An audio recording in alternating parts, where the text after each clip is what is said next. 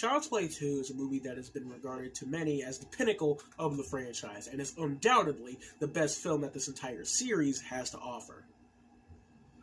And I don't even think it's better than the first movie.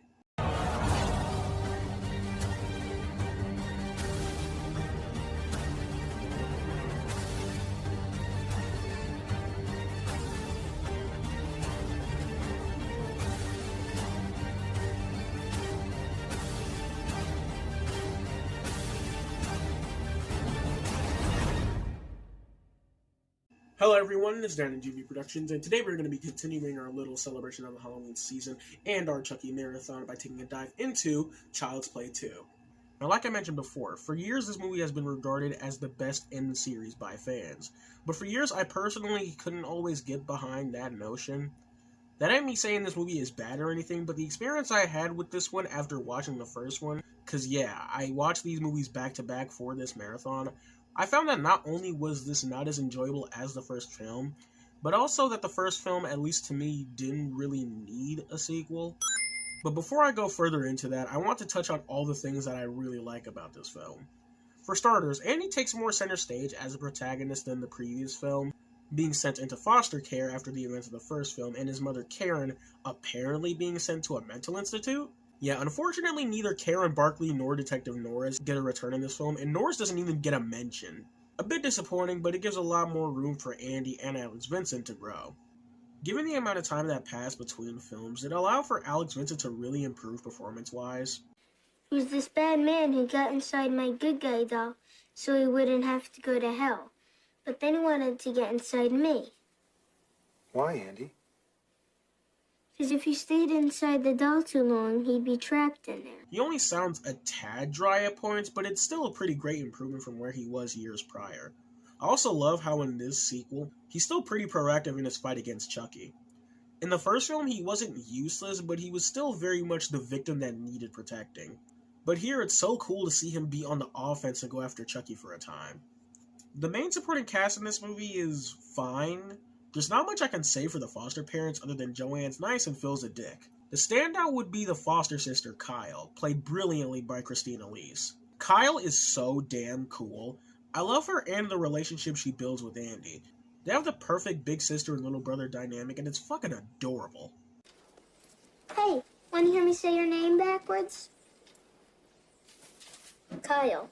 I also love that once it's revealed to her that Chucky's alive, she never takes any of his bullshit. Like, he tries to boss her around and she still keeps up that smart-ass attitude, and it's really fun. Step on it! What's the rush? If I don't get out of this body soon, I'll be trapped in here! What are you looking at? Floor it! Get real, this is a station wagon. Shit! I also love this movie's visual contrast to the first one. In the first film, they did a pretty good job at the sort of dark and grungy look of Chicago. And I love how in this film it's a more bright and colorful suburban setting. The production in general takes a step up from the previous film as well, with places like the foster home and the Good Guy Factory looking really cool aesthetically. Okay, I feel like now would be a good point in talking about something I'm very half and half on, and that would be Chucky himself. See, in the first film, for a portion of the runtime, we didn't see Chucky in full until about halfway through. That, I feel, worked really well in playing with the suspense, especially the closer the characters got to the reveal. In this movie, they make the decision of just having Chucky up and about in full, almost from the get-go. Now, it makes sense why they do this. It would be pretty redundant to play up with the mysterious factor when we already know the doll is alive. But to me, having Chucky be around so often puts a bit of a hindrance on the chill and creep factor for me. Chucky in the first movie wasn't necessarily piss-your-pants scary, but despite us knowing about the doll, they managed to toy around with the suspense and build up very well. So going into this one and having Chucky be so prominent throughout really does hurt the experience a bit for me. It also brings in a slight tone shift I don't entirely like either. I'm not going to say it goes over the top comedic, but it's very apparent that this film definitely just wants to be way more fun and enjoyable rather than try to be scary. Again, I need to preface that this isn't entirely a bad thing, but after the first movie having that tone and vibe not being directly carried over into this one did sour my enjoyment just a little bit. But with that said, while having a lot of Chucky and a slight tone shift did hinder my enjoyment, at the same time I can't deny that I have a lot of fun with it. I love Chucky in this movie. The voice work by Brad Dourif is amazing. get used to me saying that in these videos. And the animatronics and overall design went through a great improvement.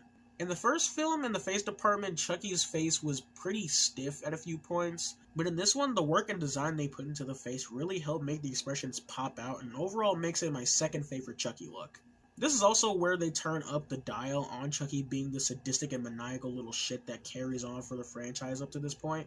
The one-liners, the crudeness, and the iconic laugh all make their mark in this film and perfectly represent the character of Chucky. Something I can't help but to talk about in this movie is the film's climax.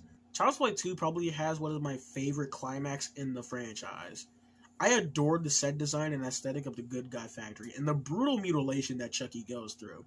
Cutting off his hand to replace it with a blade hand, getting his nuts stapled to a doll platform, cutting off his freaking legs, getting melted alive and getting his fucking head blown up.